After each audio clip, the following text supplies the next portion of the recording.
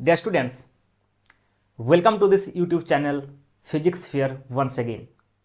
As you know, your JAM 2025 exam is announced and is going to be held on 2nd February 2025. So, उससे पहले मेरा एक छोटा सा कोशिश है आपके लिए कि जो टॉपिक वाइज फार्मूलाज जो यूज होते हैं, स्पेशली जब हम न्यूमेरिकल सॉल्व करते हैं तो जो फार्मूला यूज होते हैं हर एक चैप्टर्स में, जैसे कि mathematical physics, classical mechanics, thermodynamics, ऐसे in our syllabus there are 7 topics and according to syllabus topic wise जो फार्मूला यूज होते हैं वो मैं डिस्कस कर दूंगा बिफोर 2nd फरवरी. सो आज मैं स्टार्ट करने जा रहा हूँ mathematical physics. So will start from the mathematical physics and basically today I will discuss about single and multivariable calculus. तो सिंगल एंड मल्टीवेरिएबल कैलकुलस का जितना फॉर्मूला है, सिंगल एंड मल्टीवेरिएबल कैलकुलस का जितना फॉर्मूला होगा सारे फॉर्मूला मैं discuss कर दूंगा. और ऐसा नहीं कि ये जो फॉर्मूलाज है ये ओनली आईआईटी जैम के लिए आईआईटी जैम के लिए यूजफुल होगा, ये जेस्ट एंड अदर एमएससी एंट्रेंस के लिए भी यूजफुल होगा. लेकिन हमारा जो फोकस रहेगा, मतलब जो सिलेबस मैं फॉलो करूंगा that is strictly IIT jam syllabus, क्योंकि पहले ये आईआईटी जैम का जो एग्जाम है ये सबसे पहले होगा. ये हर साल होता है. आईआईटी जैम का जो एग्जाम है सबसे पहले होता है. ये एक बहुत ही पॉपुलर एग्जाम है and you know this. Okay, so single and multivariable calculus का जितना फॉर्मूला है वो आज हम डिस्कस करेंगे. लेकिन न्यूमेरिकल सॉल्व मैं नहीं करूंगा क्योंकि उतना टाइम हमारे पास नहीं है कि हर एक चैप्टर्स कवर हो जाएगा. तो मेरा जो टारगेट है बेसिकली कि ईच एंड एवरी फॉर्मूला मैं डिस्कस कर दूंगा. So for revision purpose this video will be very helpful for you. And एक वीडियो सीरीज में बनाऊंगा, हर दिन एक एक वीडियो आएगा जहां एक एक चैप्टर का जो फार्मूलाज है वो मैं डिस्कस करूंगा. जैसे आज डिस्कस करूंगा सिंगल एंड मल्टीवेरिएबल कैलकुलस, जहां हमारा double integration, single integration, triple integration, उसके बाद monotonicity, increasing decreasing, रॉलिस theorem, Lagrange mean value theorem, ये सब जितना फार्मूला है वो मैं डिस्कस कर दूंगा. Okay, so first let us talk about the double integration. Okay, so देखो यहाँ डबल इंटीग्रेशन का जो बेसिक फार्मूला है वो मैंने लिखा है यहाँ. सो आपको क्या करना है, बेसिकली इस फार्मूला को याद करना है. तो मैं जस्ट एक्सप्लेन करूंगा कि ये जो फार्मूलाज है इस फार्मूला में basically each and every term जो है ये सिग्निफिकेंट क्या है, दिस टर्म्स का सिग्निफिकेंट क्या है. तो पहले देखो हम डिस्कस करेंगे डबल इंटीग्रेशन. तो डबल इंटीग्रेशन का मतलब है ये हमेशा जिस फंक्शन में ऑपरेट होगा वो सिंगल वेरिएबल फंक्शन नहीं है, इसको बोलते हैं सेवरल वेरिएबल. लेकिन डबल इंटीग्रेशन होगा जब दो वेरिएबल के ऊपर ये डिपेंड होगा. जैसे यू नो कि जब हम सिंगल वेरिएबल कैलकुलस पढ़ते हैं जहां एफ ऑफ एक्स होता है, जो इंटीग्रेशन होता है एफ ऑफ एक्स के ऊपर, जैसे F of x D x, ये हो गया सिंगल इंटीग्रेशन. लेकिन देखो यहाँ एफ ऑफ एक्स नहीं है, f as a function of x and y. So इसके साथ जो डिफरेंशियल फॉर्म में रहेगा that is d x d y, जैसे वहां डी एक्स था. अब देखो इसको कैसे सॉल्व करना है. तो if you want to solve this integration what you have to do. देखो हम दो जो वेरिएबल है एक्स एंड वाई, दोनों को एक साथ तो इंटीग्रेशन नहीं कर सकते, तो 1 by 1 करना पड़ेगा. इसके लिए हमको ये देखना पड़ेगा कि जो फंक्शन दिया हुआ है, जो लिमिट्स दिया हुआ है, प्रॉब्लम्स में एक लिमिट्स भी रहेगा. अगर limits as a function of x है, जैसे देखो y as a function of a of x and here y as function b of x, मतलब y जो है that will run from a to b. According to this integration you can say here y will run from a to b. लेकिन a भी function of x है and b भी function of x है. तो a and b क्या है, function of x है. तब देखो जो f ऑफ x y है उसके अंदर x एंड y दोनों रहेगा. तो हमको पहले इंटीग्रेशन करना है विथ रेस्पेक्ट टू y. तो जब हम with respect to y integration करेंगे, पहले with respect to y integration करेंगे, तब लिमिट जो होगा that will be as a function of x. ये ध्यान देना है. जब हम तो विथ रेस्पेक्ट टू y हम इंटीग्रेशन कब करेंगे, जब लिमिट जो है y as a function of x रहेगा.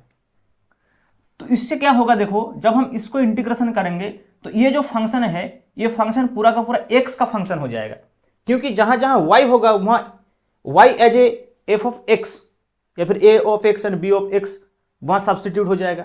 तो उसके बाद क्या करना है, विद रिस्पेक्ट टू एक्स करना है, और एक्स जो है that is c to d, ये कॉन्स्टेंट है बेसिकली। तो देखो ये जो है विद रिस्पेक्ट टू dx होगा, क्योंकि ये फंक्शन जो है अब x में कन्वर्ट हो गया पूरा, तो विद रिस्पेक्ट टू x ये इंटीग्रेशन होगा। फिर हमको ये लिमिट वहां सब्सटीट्यूट करना है, तो after substituting the limit you will get the result. But हम इसको उल्टा भी कर सकते हैं कि जैसे कि y as a function of x दिया है, तो हम x को लिख सकते हैं as a function of y। हम x को as a function of y भी लिख सकते हैं। देखो सपोज मान के y जो है दैट इज बेसिकली सपोज दिया है कि ax प्लस बी सपोज, तो यहां से हम x भी निकाल सकते हैं ना, क्योंकि ax जो है that will be y minus b, so x हो जाएगा देखिए y माइनस बी अपने, तब x क्या हो गया देखो f of y as a function of y expressed हो गया। तो इन दैट केस हम उल्टा भी कर सकते हैं, तो ये हम चूज करेंगे अकॉर्डिंग टू द सिचुएशंस कि कौन सा इजी होगा। तो देखो इन दैट केस क्या करना है, पहले इसको विद रिस्पेक्ट टू x हम इंटीग्रेशन करेंगे। यहाँ विद रिस्पेक्ट टू y कर रहा था, लेकिन यहाँ with respect to x integration करेंगे, लेकिन जो लिमिट्स है that will be the function of y। So limits अगर फंक्शन ऑफ y है तो ये इंटीग्रेशन करने के बाद ये पूरा का पूरा जो है it will be converted into as a function of y। In that case हमको क्या करना है, with respect to y integration करना है, फिर ये लिमिट यहाँ पर सब्सटीट्यूट करना है, बस ये आंसर आ जाएगा। तो देखो बेसिकली क्या करना पड़ेगा, ये जब सिंगल डबल इंटीग्रेशन में बेसिकली काम क्या है, पहले हमको चूज करना है कि किसके रिस्पेक्ट में हम इंटीग्रेशन करेंगे। अगर हम y के रिस्पेक्ट में इंटीग्रेशन करेंगे तो लिमिट जो है वो with respect to x express करना है। अगर पहले with respect to x integration करना है तो लिमिट जो है विथ रिस्पेक्ट टू y होगा, तब ना ये पूरा f ऑफ y हो जाएगा, तब तो ये बाद में y के रिस्पेक्ट में इंटीग्रेशन होगा। Okay, so this is the procedure how you can solve the double integration. तो ट्रिपल इंटीग्रेशन का भी सेम रूल है। यहाँ 3 वेरिएबल होगा जैसे x y z dx dy dz। यहाँ क्या करना है, देखो सपोज पहले देखो विद रिस्पेक्ट टू z हम इंटीग्रेशन करेंगे, तो पहले करना है विद रिस्पेक्ट टू z। देखो तो जब विद रिस्पेक्ट टू z हम इंटीग्रेशन करेंगे तब जो ये फंक्शन है, जो लिमिट्स का जो फंक्शन है that will B function of x and y। तब क्या होगा, यहाँ जो z था वो सब्सटीट्यूट हो जाएगा और ये पूरा xy में कन्वर्ट हो जाएगा। इन दैट केस क्या करना है, उसके बाद जैसे हम डबल इंटीग्रेशन किया था वो डबल इंटीग्रेशन रिपीटेडली करना है 1 by 1, पहले y देन x या फिर पहले x then y, according to this हमको ये जो लिमिट्स है ये सब्सटीट्यूट करना है। तो देखो अकॉर्डिंग टू दिस लिमिट्स, ये लिमिट जैसे हमने लिखा है इसमें देखो y as a function of x and y as a function of x है, तो y as a function of x है, इसका मतलब पहले विद रिस्पेक्ट टू y हम इंटीग्रेशन करेंगे, देखिए उसके बाद y है, देन क्या करेंगे ये x का लिमिट होगा, तो विद रिस्पेक्ट टू x हम इंटीग्रेशन करेंगे 1 by 1। सो पहले with respect to z integration करेंगे, in that case limits will be as a function of x and y, then we will integrate with respect to y, then the limit will be in the form of x, then with respect to x, in that case it will be just constant, so you will get a final result for double and triple integration. So this is the basics formula of double and triple integration, and this is how you can solve the double and triple integration. Okay, so now let's move to the next slide. Okay, next जो है that is you can see here कि कैसे हम convert करेंगे, वो तो x y जो था that is the Cartesian coordinate system, you know. But sometimes क्या होता है, इंटीग्रेशन जो है ये पोलर कोऑर्डिनेट्स में, जैसे कि प्लेन पोलर कोऑर्डिनेट हो सकता है या फिर सिलिंड्रिकल कोऑर्डिनेट हो सकता है या फिर स्फेरिकल कोऑर्डिनेट हो सकता है। तो उसमें क्या होता है, समटाइम्स ये जो है ये इंटीग्रेशन का जो प्रोसेस है, जो प्रोसीड्योर है वो इजी हो जाता है। तो देखो पहले कन्वर्सन टू पोलर कोऑर्डिनेट, अगर हमारा जो इंटीग्रेशन का जो फंक्शन है, जैसे पहले लिखा था एक डबल इंटीग्रेशन ही मान लेते हैं, जैसे कि double integration f of x comma y d x d y ये था। अब देखो ये जो डबल इंटीग्रेशन है ये इन कार्टेशियन कोऑर्डिनेट में है। सपोज हम इसको कन्वर्ट करना चाह रहे हैं कहाँ, प्लेन पोलर में। तो you know plane polar coordinate में क्या होता है, एक्स इक्वल टू हो जाता है r cos theta, you know, and y equal to हो जाता है आर साइन थीटा। ये तो बहुत ही सिंपल है, x इक्वल टू हो जाता है r cos theta and y equal to हो जाता है आर साइन थीटा। लेकिन dx dy क्या होता है, dx dy जो है in plane polar coordinate that is r dr d theta. ये कहां से आ गया, ये आ गया इस फॉर्मूला से। ये जो है ट्रांसफॉर्मेशन ऑफ वेरिएबल्स, इस फॉर्मूला से हम बेसिकली वेरिएबल्स को ट्रांसफॉर्मेशन कर सकते हैं। देखो ये ट्रांसफॉर्मेशन का एक जनरल रूल है। क्या जनरल रूल है, सपोज एक्स वाई का ये जो वेरिएबल है दिस इज एक्स वाई, इसको हम ट्रांसफॉर्म करेंगे किसी दूसरे वेरिएबल जो कि क्यू पी, लेकिन क्यू एंड पी जो है that is basically function of u v and x y. Okay, q p जो है that is function of u v and x y. ये एक्स वाई नहीं होता, ये यू वी होता, सॉरी, ये क्यू पी दोनों जो है ये यू वी का फंक्शन है। ओके, तब तो यहां देखो डी यू डी वी है। ओके, जैसे कि देखो यहां जो है ये तो एक्स वाई था, यहां डी एक्स डी वाई, लेकिन देखो ये जो एफ जो है ये r cos theta r sine theta, मतलब ये आर थीटा का फंक्शन है, तब तो यहाँ डी आर डी थीटा आ रहा है ना। सिमिलरली देखो यहाँ जो है एक्स वाई है, तो यहाँ क्यू पी, तो क्यू पी क्या होगा, क्यू एंड पी जो है ये function of u and v होगा। और ये जो देखो बीच में एक टर्म है इसको हम बोलते हैं जेकोबियन। तो जेकोबियन का जो एक्सप्रेशन है this is the expression of Jacobian. तो ये जो है देखो डी यू डी वी, तो ये सिंपल हो जाएगा, ये जो वेरिएबल्स है ये वेरिएबल जिसके ऊपर डिपेंड है। जैसे कि यहां देखो ये जो variables r cos theta r sine theta, ये जो दो टर्म है ये डिपेंड है आर एंड थीटा के ऊपर, तो ये आर थीटा प्लेन में है, इसलिए simply D r d theta हो गया। लेकिन ये आर कहां से आया, ये आर कहां से आया, this is from this Jacobian. So देखो अगर हम एक्स वाई को क्यूपी में कन्वर्ट करना चाह रहे हैं, जो क्यूपी है that is the function of u and v, है ना, तब क्या होगा, यहां एक बीच में जेकोबियन आएगा into d u d v. जैसे कि यहां देखो एक्स वाई है, डी एक्स डी वाई है, इसको हम कन्वर्ट करना चाह रहे हैं आर थीटा में। तो देखो क्योंकि देखो ये जो है जैसे कि यहाँ क्यू पी है, तो यहाँ क्या है r cos theta r sine theta, देखो ये r cos theta r sine theta मतलब ये function of r and theta है। जैसे कि यहाँ देखो क्यू जो है आर यू एंड वी का फंक्शन है, पी भी यू एंड वी का फंक्शन है। तो देखो यहाँ जो आर थीटा है तो यहाँ हो जाएगा डी आर डी थीटा। जैसे यहाँ जो यू वी है इन जनरल ये हो गया था डी यू डी वी, बीच में एक टर्म है जेकोबियन, तो यहाँ जो जेकोबियन का वैल्यू है दैट इज आर। सो इसलिए in plane polar coordinate dx dy को हम r dr d थीटा ऐसे लिखते हैं। अब if you want you can solve this Jacobian and you will get simple. Okay, तो जेकोबियन का ये है expression del x del u del x del v del y del u del y del v, और ये है basically एक determinant.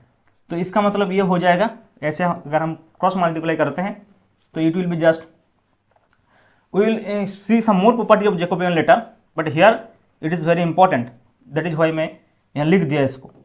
Del x del u into ये हो जाएगा देखिए del y del v, as you know very simple 2/2 determinant है ये, माइनस ये हो जाएगा del x del v into del y del you.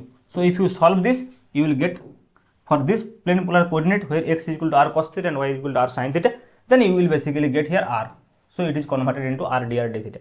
so ऐसे हम इसको मतलब ये जो कार्टेशियन कोऑर्डिनेट है यहाँ से हम प्लेन पोलर कोऑर्डिनेट में कन्वर्ट कर सकते हैं।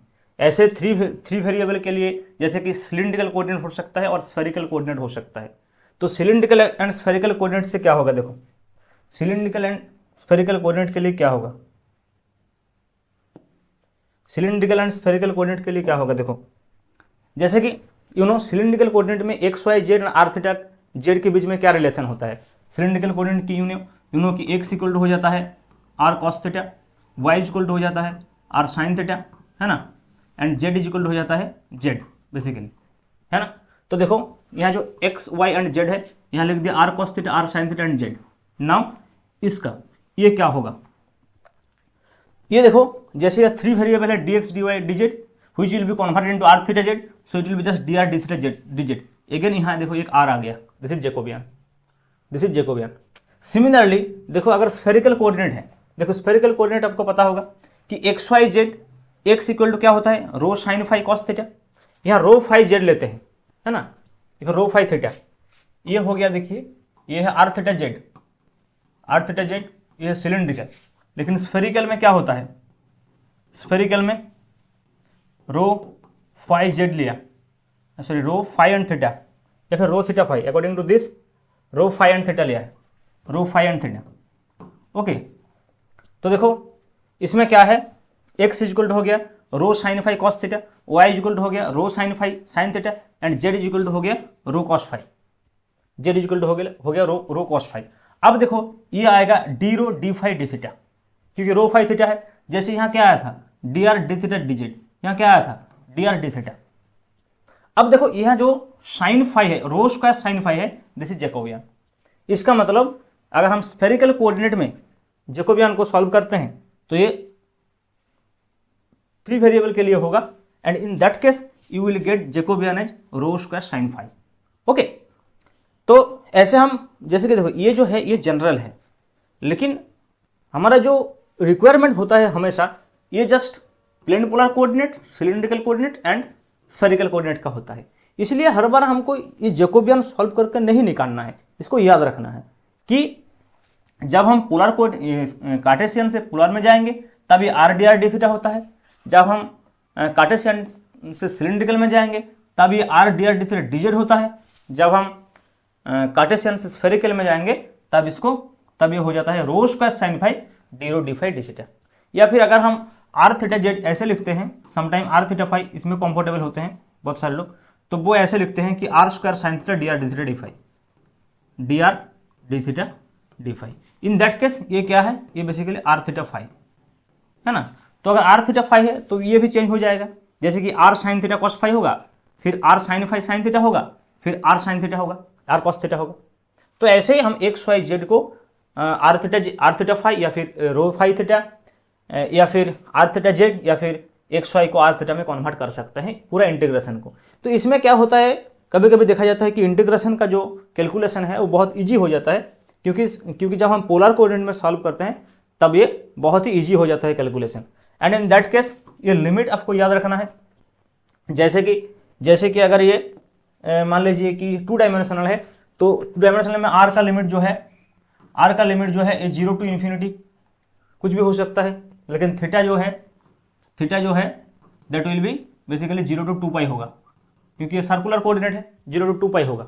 और ये अगर एक स्पेशल सर्कल के लिए बोल दिया गया एक रेडियस, सर्टेन रेडियस, तो इन दैट केस ये 0 टू आर हो जाएगा। सिमिलरली देखिए ये जो है सिलिंड्रिकल में क्या होगा, सिलिंड्रिकल में आर का जो है सिमिलरली सेम, ये अगर हम ऐसे मान लेते हैं पार्टिकुलर मान लेते हैं तो 0 टू आर हो जाएगा, है ना। और थीटा जो है दैट इज 0 टू 2 पाई होगा सेम, और जेड जो है it is just 0 to Z होगा, है ना।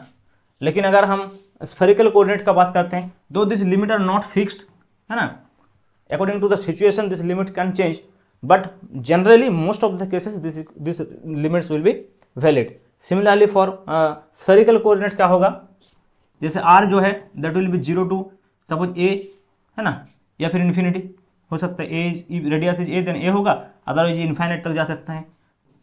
सिमिलरली थीटा क्या होगा, ये 0 टू पाई हो जाएगा, और फाई क्या होगा, फाई होगा 0 to 2 pi. Okay, if you write in terms of r theta phi, अगर ऐसे आप लिखोगे रो फाई जेड, तो ये इसके जगह हो जाएगा रो, इसके जगह हो जाएगा फाई, और इसके जगह हो जाएगा थीटा, अकॉर्डिंग टू दिस, है ना। इसमें जिस ऑर्डर में लिखा गया है इसमें रो फाई थीटा लिखा है, और sometimes we can write r theta phi also. Okay, so r के बराबर रो मान लीजिए, थीटा को फाई और फाई को थीटा मान लीजिए, तो इसके अकॉर्डिंग सेट हो जाएगा। ओके, तो I think you are understanding about this things कि कैसे हम इसको कर सकते हैं। ओके, ये जो डबल इंटीग्रेशन कभी कभी पोलर कोऑर्डिनेट में भी करना पड़ता है, ऐसे डायरेक्ट क्वेश्चन भी दे सकते हैं, अदरवाइज वेक्टर कैलकुलस में भी ये बहुत यूज होता है। जब हम स्फेरिकल सरफेस इंटीग्रेशन करते हैं, है ना, लाइन इंटीग्रेशन करते हैं, तब भी ये सब यूज होता है। ओके, सो नेक्स्ट देखते हैं। नेक्स्ट जो है बेसिकली देखिए, नेक्स्ट हम डिस्कस करेंगे test for increasing and decreasing function, मतलब डिफरेंशिएशन आ गया। Okay, test for increasing and decreasing function, ये जो है अगर सिंगल वेरिएबल का है तो ये बहुत ही बेसिक है, क्योंकि you have already studied this kinds of thing in your 10+2 level, है ना। तो 10+2 लेवल में अपने ये सब पढ़ाई होगा। तो देखो, पहले तो ये है कि how you can test for increasing and decreasing function. Suppose you have a function f of x, है ना, एफ ऑफ एक्स फंक्शन एक दिया है, तो किसी पर्टिकुलर पॉइंट में हमको चेक करना है कि ये फंक्शन जो है उस पॉइंट में इंक्रीजिंग फंक्शन है या फिर डिक्रीजिंग फंक्शन है। तो हमको क्या करना है, पहले इसको डिफरेंशिएशन करना है एट दैट पॉइंट।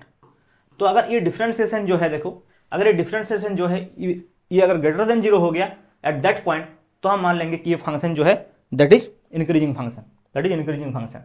ओके, लेकिन अगर ये लेस देन 0 हो गया उस पॉइंट में at x equal to a में, ये अगर लेस देन 0 हो गया तो that will be just decreasing function. अब देखो, if f dash x equal to 0 then examine the sign of f dash a plus and f dash a minus. मतलब ये अगर कंप्लीटली इक्वल टू जीरो हो गया, देखो सपोज मान लो कि एफ डॉट एक इसको हम डिफरेंशिएशन किया है और एफ डैश एक जो है ये ग्रेटर देन जीरो आ गया उस पॉइंट में, मतलब ये एफ डैश ए ग्रेटर देन जीरो होगा, F dash x eight that point A greater than zero, इसका मतलब क्या है f of A greater than zero, F dash A greater than zero eight that point, है ना। तो इसको हम इंक्रीजिंग मान लेंगे। अगर ये एफ डैश ए जो है ये अगर लेस देन जीरो है तो इसको हम डिक्रीजिंग मान लेंगे। लेकिन अगर मान लो कि ये एफ डैश एक जो है ये जीरो हो गया कहीं, तो ये अगर जीरो हो जाएगा तब क्या करना है, तब F of A plus and A minus का साइन जो है उसको चेक करना है। अगर देखा जाएगा कि ये एफ डैश ए प्लस जो है ये ग्रेटर देन जीरो है, लेकिन एफ डैश ए माइनस जो है ये भी ग्रेटर देन जीरो है, मतलब दोनों ही अगर ग्रेटर देन जीरो है तब इंक्रीजिंग होगा। अगर दोनों ही लेस देन जीरो है, एफ डैश ए प्लस भी लेस देन जीरो है, एफ डैश ए माइनस भी लेस देन जीरो है, देन ये डिक्रीजिंग होगा। तो अगर एफ डैश एक्स जीरो हो गया तब एट दैट पॉइंट ये फंक्शन इंक्रीजिंग है या फिर डिक्रीजिंग है, ये टेस्ट करने के लिए आपको F dash a plus and f dash a minus दोनों निकालना पड़ेगा। उसके बाद हम देखेंगे कि ये दोनों ग्रेटर देन जीरो है या फिर ये दोनों लेस देन जीरो है। और ये ए प्लस ए माइनस कैसे निकालना है आपको पता ही होगा, ये जो जैसे हम limit x tends to a plus limit x tends to a minus करके हम निकलते हैं, ऐसे उस फंक्शन के लिए निकालना पड़ेगा। तो ये ज़्यादा दिक्कत है अगर एफ डैश एक्स जीरो हो गया, अदरवाइज ये एफ डैश एक्स अगर greater than zero less than zero है तब तो इंक्रीजिंग डिक्रीजिंग डायरेक्टली हम बोल सकते हैं एट दैट पॉइंट। लेकिन ये जो है देखो, ये इंक्रीजिंग डिक्रीजिंग जो है ये हम एक पर्टिकुलर पॉइंट में डिस्कस कर रहे हैं, लेकिन कभी कभी क्या होता है इंटरवल में भी इसको चेक करना पड़ता है कि एक पर्टिकुलर इंटरवल में ये डिक्रीजिंग है या इंक्रीजिंग है। तो इन दैट केस हमको क्या करना है, देखो जैसे ये monotonicity over an interval, suppose आप हमारे पास एक इंटरवल दिया गया है, ये तो हो गया है ना, एक इंटरवल है।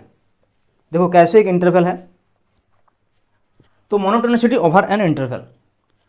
तो अब फंक्शन एफ ऑफ एक्स है ना, अब function f of x is said to be monotonically increasing for all such interval a, v where f dash x greater than equal to 0 and equality may hold only for discrete value of x, that is f dash x does not identically become 0 for x belongs to a, b or any सब interval. देखो इसको पहले समझो, previous slide में हमने बात किया था इंक्रीजिंग एंड डिक्रीजिंग फंक्शन का, लेकिन वो एक पर्टिकुलर पॉइंट में कि एफ ऑफ एक्स जो है ये इंक्रीजिंग या डिक्रीजिंग है at a particular point x equal to a. मतलब जैसे कि सपोज एक ऐसे ग्राफ बना दिया, तो ये जो पॉइंट है इस पॉइंट में ये इंक्रीजिंग है या डिक्रीजिंग है। लेकिन अभी क्या है एक इंटरवल, इस इंटरवल में हम देखेंगे कि ये इंक्रीजिंग है या डिक्रीजिंग है। जैसे कि x belongs to a, b, इस इंटरवल में, इस ओपन इंटरवल में देखना है। तो इसके लिए हमको क्या करना है, ये मोनोटोनिकली इंक्रीजिंग या फिर मोनोटोनिकली डिक्रीजिंग, इसको बोलते हैं मोनोटोनिकली इंक्रीजिंग या फिर मोनोटोनिकली डिक्रीजिंग। तो मोनोटोनिकली इंक्रीजिंग कब होगा, जब ये ग्रेटर देन इक्वल टू 0 तो होगा उस इंटरवल में, एंड इक्वलिटी में hold only for discrete value of x, that is f dash x does not identically become 0 for x less than a, b। मतलब ये जो ग्रेटर देन 0 तो ठीक है, लेकिन ये जो इक्वल टू 0 है ना, ये एक पर्टिकुलर पॉइंट में हो सकता है इक्वल टू 0, लेकिन ये इंटरवल में 0 नहीं हो सकता। मतलब एक इंटरवल में या फिर इसका जो कुछ सब इंटरवल है उस सब इंटरवल में भी ये 0 नहीं हो सकता है। जैसे मान लो कि एक इंटरवल का हम बात कर रहे हैं, सपोज एक इंटरवल का हम बात कर रहे हैं, ये सपोज मान लो कि एक फंक्शन है, तो इस फंक्शन का ये है एक point, suppose x equal to a और x इक्वल टू बी। हम चेक करना चाह रहे हैं कि इस इंटरवल में ये मोनोटोनिकली इंक्रीजिंग या फिर मोनोटोनिकली डिक्रीजिंग। तो देखना पड़ेगा ये जो इंटरवल है, इस इंटरवल में ऐसा तो कहीं सब इंटरवल नहीं है जहां हर एक पॉइंट के लिए ये 0 हो रहा है, या फिर पूरा इंटरवल के लिए 0 हो रहा है। तो ऐसा एक भी सब इंटरवल या फिर इंटरवल नहीं रहना चाहिए, लेकिन हो सकता है कहीं एक पर्टिकुलर पॉइंट में ये 0 है, ये हो सकता है। तो इसलिए लिखा f dash x does not identically become 0 for x less than x belongs to a, b और एनी सब इंटरवल, लेकिन equality may hold only for discrete value of x। मतलब कोई एक डिस्क्रीट वैल्यू के लिए ये जीरो हो सकता है, लेकिन एक इंटरवल में जीरो नहीं होना चाहिए, तब हम इसको बोलेंगे मोनोटोनिकली इंक्रीजिंग। और f of x is said to be monotonically decreasing for all such interval a, b where f dash x less than equal to 0 and equality may hold only for discrete value of x। Same thing, यहाँ greater than equal to 0 लेकिन यहाँ less than equal to 0, लेकिन same बात कोई सब interval में या फिर कोई इंटरवल में ये इक्वल टू 0 नहीं होना चाहिए, लेकिन कोई एक पर्टिकुलर पॉइंट में हो सकता है। और देखो डिस्क्रीट पॉइंट्स का मीनिंग भी यहाँ बता दिया कि by discrete points we mean that points where f dash x equal to 0 don't form an interval, मतलब वो कोई इंटरवल फॉर्म नहीं करेगा, एक पर्टिकुलर पॉइंट ही होगा। तो I think you have understand about this monotonically increasing and monotonically decreasing function. Okay, so let's move to the next slide. Okay, now it is slide number 7, है ना। तो इसमें हम डिस्कस करेंगे रोलिस थ्योरम। तो देखिए ये जो तीन इंपॉर्टेंट थ्योरम्स है, एक है रोलिस थ्योरम और एक होते हैं हमारा लैग्रेंजस मीन वैल्यू थ्योरम और टेलोस थ्योरम, इससे भी क्वेश्चन आता है। ओके, सो देखो ये भी बहुत ही सिंपल है। रोलिस थ्योरम क्या बोल रहे हैं, देखो रोलिस थ्योरम के अकॉर्डिंग कि if f of x equal to y is a function, है ना, f of x equal to y is a given function and ये जो फंक्शन है एफ ऑफ एक्स ये सेटिस्फाई करेंगे ये तीन कंडीशन, ये तीन कंडीशन अगर ये सेटिस्फाई कर रहे हैं, इसका मतलब f of x is continuous on a comma b. ये देखो ये ओपन ये क्लोज इंटरवल है, you know the meaning of close interval is a less than equal to x and less than equal to b and open interval means a less than equals to x less than equal to b. So ये तीन condition क्या है, f of x is continuous on a comma B, f of x is differentiable on a comma b and obviously f of a equal to f of b. अगर ऐसा है कि ये close interval में, इस close interval में ये continuous function है, इस ओपन इंटरवल में ये डिफरेंशियल फंक्शन है, डिफरेंशिएबल फंक्शन है एंड ये f of a equal to f of b है, then f dash x is equal to 0 at least once for some x belongs to a comma b. मतलब ये जो interval है A and B का, इस A and B interval के बीच में एक ऐसा पॉइंट ऑब्वियसली होगा जहां एफ डैश एक्स 0 होगा। So if this point is c then obviously f dash c is equal to 0। At least एक वैल्यू तो रहेगा, है ना, एटलीस्ट वंस एक बार तो होना ही है, एटलीस्ट एक बार होना ही है कि f dash c is equal to 0 हो जाएगा, मतलब x is equal to c. ये ए एंड बी के बीच में ऐसा एक पॉइंट ऑब्वियसली होगा जहां ये 0 होगा, लेकिन ये तब होगा अगर ये f of x is equal to y ये तीन कंडीशंस फॉलो करते हैं। ठीक है, तो this is what we mean about the Rolle's theorem. Okay, next हम देखेंगे Lagrange's mean value theorem. Okay, तो चलिए देखते हैं लैग्रेंजस मीन वैल्यू थ्योरम। तो देखिए ये लैग्रेंजस मीन वैल्यू थ्योरम बेसिकली क्या है, लैग्रेंजस मीन वैल्यू थ्योरम बेसिकली क्या है, देखिए ये जो है ना, ये बेसिकली एक एक्सटेंशन है रोलिस थ्योरम का। इसमें क्या बोल रहा है, देखो कि if function f is continuous on a close interval, देखो सेम बात, differential value in the open interval same बात, then there exist at least one value c belongs to a comma b such that this. इसका मतलब देखो यहाँ थोड़ा सा ये जो एक वैल्यू जो है बोल रहे हैं, एक वैल्यू जो है that is f dash c, ये एफ डैश सी क्या होगा, that will be basically f of b minus f of a upon b minus a. देखो बात को समझो कि कॉन्टिन्यूअस डिफरेंशिएबल ये दोनों जो कंडीशन है देखो सेम है, लेकिन वहां और एक कंडीशन था नंबर 3 जहां वह क्या था, f of a equal to f of b. देखो ये कंडीशन जो है यहां नहीं है, इसीलिए ये टर्म जो है एग्जिस्ट कर रहा है। अदरवाइज वहां क्या होता है, f dash c equal to 0 हो जाता, क्योंकि f of b equal to f of a है। मतलब रोलिस थ्योरम का थर्ड कंडीशन अगर फॉलो नहीं करते हैं, मतलब f of b not equal to f of a हो जाता है, तब ये लैग्रेंजस मीन वैल्यू थ्योरम हो जाता है। तो according to Lagrange's mean value theorem क्या बोलना है, then there exist at least one value c, वहां भी वन वैल्यू सी था एटलीस्ट, लेकिन वहां f dash c equal to 0 था, लेकिन फॉर दैट वैल्यू यहाँ f dash c equal to 0 नहीं है, लेकिन f dash c equal to f of b minus f of a upon b minus ए।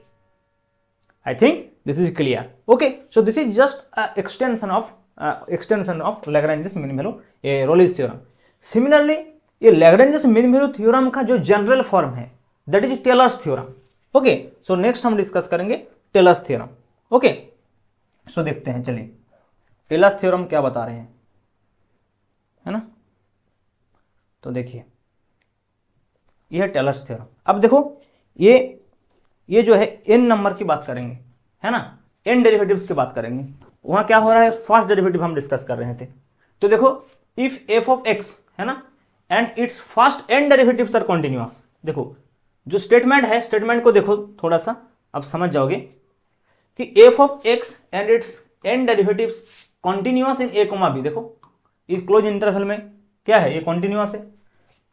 अब देखो f of n x exist, वहां क्या हम बता रहे थे, डिफरेंशिएशन f डैश x बता रहा था वहां, लेकिन यहाँ f n x मतलब nth derivative exist for every value of x belongs to a, b, मतलब a b का जो इंटरवल है इसके अंदर जितना वैल्यू है हर एक वैल्यू में f1 x एग्जिस्ट है। Then there exist at least one number theta which is between 0 and 1 such that f of a plus h को हम ऐसे एक्सपांड कर सकते हैं कि it will be f of a plus h f dash a plus h square upon factorial 2 f double dash a plus hn upon factorial n f of n a plus theta h, इसको reminder बोलते हैं, इसको बोलते हैं reminder. सो ये याद रखना है, ये है टेलर्स थ्योरम। अब देखो ये टेलर्स थ्योरम का जो एक स्पेशल केस हो जाएगा वो मैक्लॉरेंस थ्योरम है ना। अगर हम f ऑफ x के लिए a equal to 0 and h equal to x put कर देते हैं, मतलब हमको f ऑफ x चाहिए, तो यहाँ a इक्वल टू 0 पुट कर देते हैं हम, है ना, क्योंकि ये जो 0 a, b था, ये जो इंटरवल के इनिशियल पॉइंट को हम 0 मान लेते हैं और h जो है इसको हम x पुट कर देते हैं। तब देखो यहाँ क्या हो जाएगा, f ऑफ x ये हो जाएगा f of 0 first, then x f dash x f dash 0, then x square upon factorial 2 f double dash, ऐसे dot dot dot dot infinite तक ये जाएगा, है ना। तो ये अगर इनफाइनाइट तक ये जाएगा, ये बीच में एक nth टर्म जो है वो भी आएगा, उसके बाद ये इनफाइनाइट। तो ये बेसिकली जो मैक्लॉरेंस थ्योरम है which is coming from Taylor's theorem, ये जो है बेसिकली ये एक इनफाइनाइट सीरीज देगा। कभी कभी लोग इसको भी टेलर्स थ्योरम बोल देते हैं, टेलर्स सीरीज बोल देते हैं, ये बेसिकली टेलर्स सीरीज तो हम बोल सकते हैं, लेकिन एक्चुअली टेलर्स थ्योरम जो है दैट इज दिस। और उसके एक स्पेशल केस जो है, अगर ये इनफाइनाइट तक जाएगा और a equal to 0 h equal to x लेते हैं तो ये हो जाएगा मैक्लॉरेंस थ्योरम। समटाइम्स हम साइन x कॉस x को इस सीरीज में, जैसे साइन x का सीरीज आपको पता है कि साइन x जो है दैट इज पहले x से स्टार्ट होता है, then minus x cube upon factorial 3 minus x to the power 5 upon factorial 5, ऐसे सिमिलरली कॉस x आपको पता है 1 minus x square upon factorial 2 minus x cube x to the power 4 upon factorial 4, ऐसे event term चलते हैं। तो ये जो फॉर्मूला है, ये जो सीरीज एक्सटेंशन है, ये सब सीरीज हम यहाँ से निकाल सकते हैं फ्रॉम दिस मैक्लॉरेंस थ्योरम। ओके, सो ये जो फॉर्मूलाज है ये आपको याद रखना है, ये यूज होगा। तो देखो ये जो चैप्टर्स है, फर्स्ट चैप्टर जो है सिंगल एंड मल्टीवेरिएबल कैलकुलस, आप फिजिक्स का जो स्टूडेंट्स है कभी कभी इसको छोड़ देते हैं, लेकिन ये बहुत इंपॉर्टेंट चैप्टर है, यहाँ से क्वेश्चन एक दो क्वेश्चन आता ही है। ओके, स्पेशली जो डबल इंटीग्रेशन जो है वो भी बहुत इंपॉर्टेंट है, double integration and triple integration. Okay, ये भी इंपॉर्टेंट है, यहाँ से भी क्वेश्चन आ सकते हैं क्योंकि सिलेबस में लिखा है। ओके, सो क्वेश्चन तो आ सकता है। जल्दी देखते हैं नेक्स्ट। ओके, नेक्स्ट जो है हम डिस्कस करेंगे maximum and minimum for single variable. तो ये तो आपको पता है from class 10+2 level, you have read this lot of times. Okay, ये फिजिक्स में बहुत यूज होता है, बहुत यूज होता है फिजिक्स में। ओके, तो देखो maximum and minimum for single variable, इसके बाद हम डिस्कस करेंगे फॉर मल्टी वेरिएबल ऑल्सो। तो देखो अगर y equal to f of x एक फंक्शन है, तो ये फंक्शन जो है इसका मैक्सिमम वैल्यू है या मिनिमम वैल्यू है, वो हम कैसे चेक करेंगे। तो पहले हम क्या करते हैं, if dy by d x greater than 0 then at that point f of x has a minimum value. यहाँ थोड़ा सा डिफिकल्ट हो गया, मतलब प्रॉब्लम हो गया मुझे लग रहा है, इसमें जो है ये सेकंड डेरिवेटिव होना चाहिए था, है ना। तो देखो मैक्सिमम एंड मिनिमम का कंडीशन क्या है, पहले तो फर्स्ट डेरिवेटिव 0 होना चाहिए कि y equal to f of x है, तो ये मैक्सिमम हो सकता है, ये मिनिमम भी हो सकता है। If dy by d x है ना that is equal to f dash x, ये अगर 0 है, ये अगर 0 है तो फंक्शन जो है मैक्सिमम भी हो सकता है, मिनिमम भी हो सकता है। देन हमको ये देखना है कि ये मैक्सिमम है या मिनिमम है, ये हम कैसे देखेंगे कि ये जो पॉइंट्स आएगा, देखो f dash x equal to 0 करने के बाद कुछ पॉइंट्स आएगा, सपोज मान लो कि 2 पॉइंट आ गए ए एंड बी, तो हमको देखना है कि ए पॉइंट में ये मैक्सिमम है या मिनिमम है, तो हमको सेकंड डेरिवेटिव करना है। इसका मतलब ये जो है ये d2y dx2 होना चाहिए था सेकंड डेरिवेटिव। तो देखो अगर सेकंड डेरिवेटिव ग्रेटर देन 0 हो गया उस पॉइंट में, सपोज ए पॉइंट में सेकंड डेरिवेटिव ग्रेटर देन 0 हो गया, तब हम बोलेंगे एफ ऑफ एक्स जो है इसका एक मिनिमम वैल्यू है। अगर ये उस पॉइंट में लेस देन 0 हो गया तब ये मैक्सिमम हो जाएगा, उस पॉइंट में उसका मैक्सिमम वैल्यू है। तो ऐसे हम सिंगल वेरिएबल फंक्शन का जो मैक्सिमम मिनिमम है ऐसा हम निकाल सकते हैं वेरी इजीली। ओके, सो जो इंपॉर्टेंट है ये तो आपको पता है फ्रॉम क्लास 12 ऑल्सो, लेकिन जो मोस्ट इंपॉर्टेंट थिंग है वो है यहाँ सेवरल वेरिएबल फंक्शन के लिए। ओके, कि सेवरल वेरिएबल फंक्शन के लिए जो है maximum minimum. Okay, this is multi variable function, maximum minimum for multi variable function.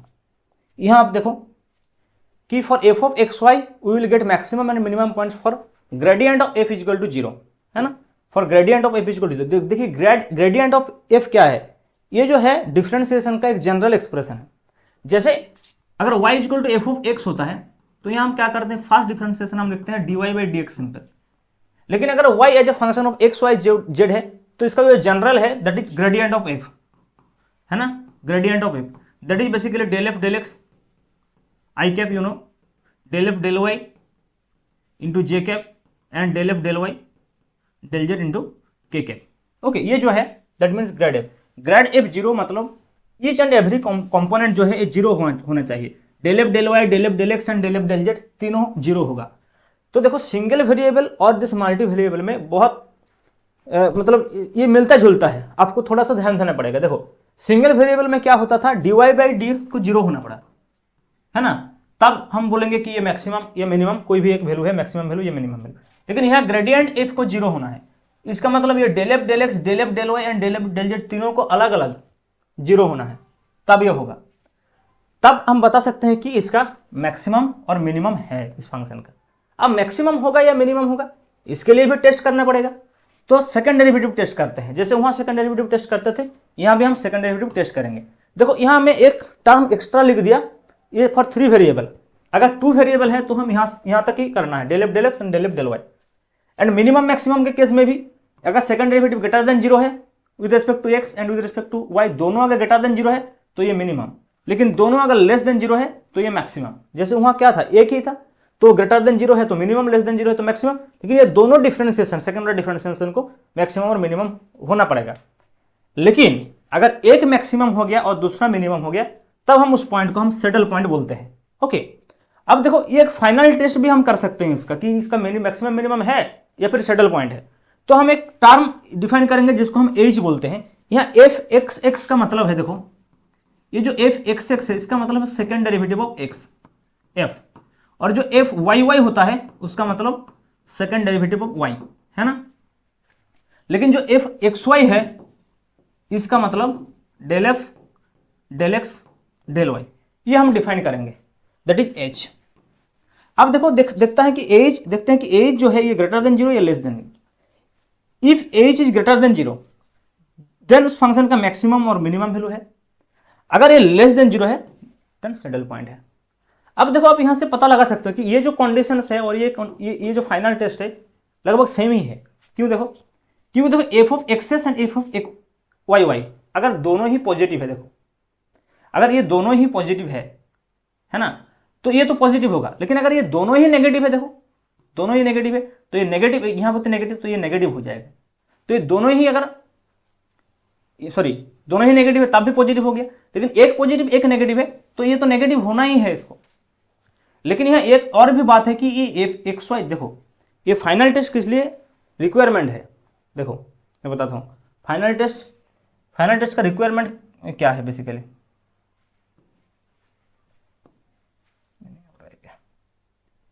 देखो फाइनल टेस्ट का रिक्वायरमेंट क्या है। देखो पहले तो ये समझो कि ये तो मिनिमम मैक्सिमम और सैडल पॉइंट हम समझ लिया कि दोनों ग्रेटर देन 0 तो मिनिमम, लेस देन 0 तो मैक्सिमम, एक ग्रेटर देन एक 0, एक लेस देन तो सैडल पॉइंट। अब देखो ये फाइनल टेस्ट हम क्यों करते हैं। सपोज देखो ये दोनों ग्रेटर देन तो 0 है, लेकिन हो सकता है एज जो है ये ग्रेटर देन 0 नहीं भी हो सकता है। क्यों? क्योंकि देखो ये दोनों का मल्टीप्लीकेशन जो ग्रेटर देन 0 होगा हमेशा ग्रेटर देन 0 होगा for this first 2 case, greater than 0 होगा ही। लेकिन मान लो कि f of x y square का जो वैल्यू है इससे ज्यादा है तब तो ये लेस देन 0 हो जाएगा ना, इसलिए फाइनल टेस्ट करना बहुत जरूरी है। तो अगर f of x x into f of y y का मल्टीप्लीकेशन जो प्रोडक्ट है वो अगर इससे ज्यादा है, एफ ऑफ एक्स वाई से ज्यादा है, तब एज जो है पॉजिटिव होगा, तब मैक्सिमम मिनिमम होगा, अदरवाइज नेगेटिव हो जाएगा, तब सैडल पॉइंट। लेकिन थर्ड केस में देखो ये नेगेटिव होना ही है क्योंकि एक पॉजिटिव एक नेगेटिव, तो ये तो नेगेटिव है ही और यहां भी पहले नेगेटिव है और स्क्वायर है, तो मतलब स्क्वायर है, ये तो पॉजिटिव है, ये नेगेटिव है, तो नेगेटिव माइनस नेगेटिव तो नेगेटिव होना ही है। तो थर्ड केस में तो सैडल पॉइंट होना ही है, लेकिन फर्स्ट टू केस में भी सैडल पॉइंट हो सकता है अगर एफ ऑफ एक्स वाई जो है that is greater than f of x x into f of y y, इसलिए फाइनल टेस्ट भी जरूरी है। ओके, तो I think you have understand this maximum and minimum for multivariable calculus. Okay, चलिए next देखते हैं, नेक्स्ट देखते हैं। ओके, अब देखिए आ जाएगा पार्शियल डिफरेंशिएशन, है ना, क्योंकि पार्शियल डेरिवेटिव्स भी हमारे सिलेबस में है। तो देखो पार्शियल डिफरेंशिएशन या फिर पार्शियल डेरिवेटिव में क्या पढ़ना है बेसिकली, कि पार्शियल डेरिवेटिव का जो डेफिनेशन ये तो बहुत जरूरी है। तो ये जो डेफिनेशन है ये सिंगल डेरिवेटिव का जैसे डेफिनेशन था ऐसा ही, लेकिन यहाँ टू वेरिएबल है, जैसे z as a function of x and y, so यहाँ x plus del x comma y minus f of x y upon del x. हम जो ऐसे जनरल डेरिवेटिव अगर होता तो हम इसको कैसे लिख, y equal to f of x जब होता था देखो, या फिर d y by d x का जो डेफिनेशन था वो क्या था, limit delta x tends to zero f of x plus delta x minus f of x upon delta x, ये होता ना। तो यहां देखो as a function of x y है, इसलिए x plus del x y f of x Y, और यहां डेल जेड डेल वाई जब होगा, डेल जेड डेल वाई जब होगा तब ये limit delta y tends to zero होगा, है ना। और सेम तब वाई को वाई प्लस डेल वाई लिखेंगे minus f of x y upon del y. ये बेसिक डेफिनेशन है पार्शियल डिफरेंशिएशन। और पार्शियल डिफरेंशिएशन का और इंपॉर्टेंट फॉर्मूला है दैट इज ऑयलर्स थ्योरम।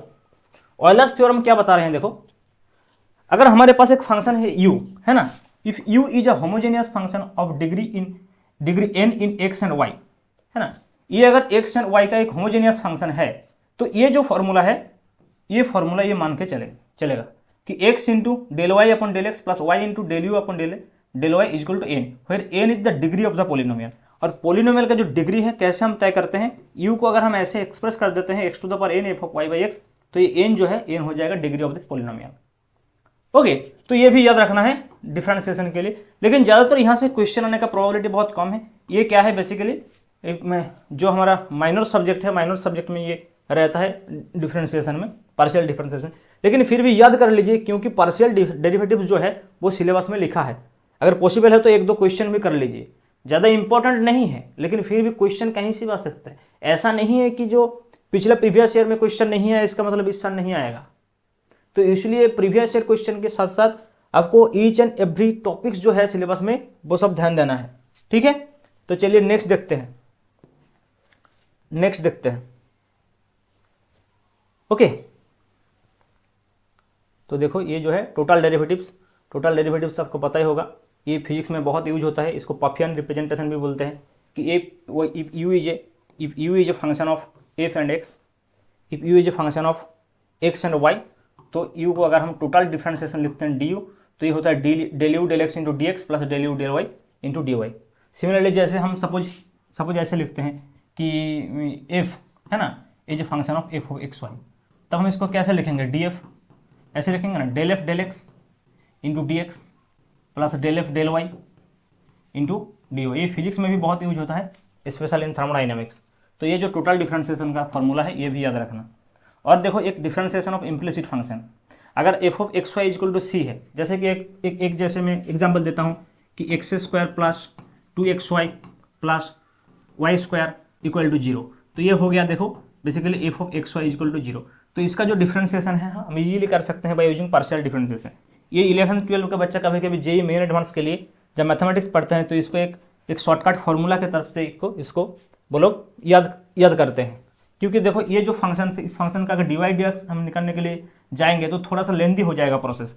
लेकिन अगर हम इसको एक फंक्शन मान लिए f equal to x square plus twice x y plus y square, then इसको यहाँ से अगर हम डेल एफ डेल एक्स निकाल लेते हैं और डेल एफ डेल वाई निकाल लेते हैं यहाँ से देखो, देन यहाँ अगर सब्सटीट्यूट करते हैं तो easily d y by d x आ जाएगा in one step. Okay, so इसलिए ये भी बहुत एक इंपॉर्टेंट एक फॉर्मूला है, इंपॉर्टेंट एक टॉपिक से है, ओके, फॉर डिफरेंशिएशन। लेकिन मैं अभी फिर भी बता रहा हूँ ये जो टॉपिक्स है इतना इंपॉर्टेंट तो नहीं है, लेकिन क्वेश्चन आ सकता है। आपको लगेगा कि ये सर क्यों पढ़ा रहा है, ये सब क्यों बता रहा है, क्यों? अगर आप सिलेबस को देखोगे ना फिजिक्स का, कि मैथमेटिकल फिजिक्स का जो सिलेबस उसमें लिखा है पार्शियल डिफरेंशिएशन, तो पार्शियल डिफरेंशिएशन लिखा है, इसका मतलब पार्शियल डिफरेंशिएशन का जो मेन जो इंपॉर्टेंट थिंग है, ऐसा तो नहीं है पार्शियल डिफरेंशिएशन मतलब ये सिर्फ डेल एफ डेल एक्स ही आपको करना है।